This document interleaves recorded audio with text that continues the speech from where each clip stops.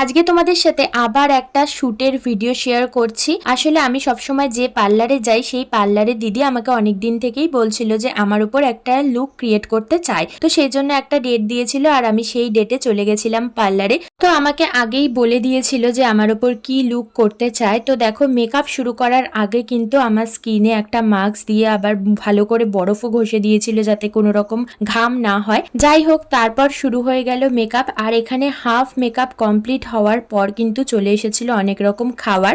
আমাকে কিন্তু দুপুরবেলায় ভাত, বিরিয়ানি এসব খাওয়ার অফার করা হয়েছিল, কিন্তু আমি কোনোটাতেই রাজি হইনি। তার একটাই কারণ, আমার দুপুরবেলা একটু ভারী খাবার খেলেই ঘুম পেয়ে যায় আর সেখানে আমি ফটোশুট ভালো করে করতে পারবো না। তার জন্যই আমি হালকা কিছু খাবার খেয়েছিলাম। এর আগের বারের যে মেকআপ ভিডিওটা শেয়ার করেছিলাম সেখানেও তোমরা দেখেছো যে আমার সমস্ত কাজ হয়ে যাওয়ার পরেই আমি খাওয়া দাওয়া করেছিলাম লাস্টে বাড়ি আসার আগে। তো যাই হোক, এবার দেখো আমাকে কিন্তু শাড়িটাও পরিয়ে দিয়েছে আর তারপর আমার হেয়ার স্টাইলটাও করা হয়ে গেছে। আর এখানে আমার ওপর একটা রিসেপশনের লুক ক্রিয়েট করেছিল। তো এই হচ্ছে আমার ফাইনাল লুক। কেমন লাগছে অবশ্যই তোমরা কমেন্টে জানিও। আর তোমরা যদি এই দিদির সাথে কন্ট্যাক্ট করতে চাও, আমি স্ক্রিনে দিদির ফেসবুক আইডি ডিটেলসটা দিয়ে দিচ্ছি আর ফোন নাম্বারটাও দিয়ে দিচ্ছি। তোমরা অবশ্যই কন্ট্যাক্ট করে নিতে পারো নিজেদের স্পেশাল দিনের জন্য। তো যাই হোক, তারপর আমি একে একে সমস্ত গয়নাগাটি খুলে ফেললাম। এবারে মেকআপ তোলার পালা। আর এই করতে করতেই না আমাদের একদম সন্ধে হয়ে গেছিল।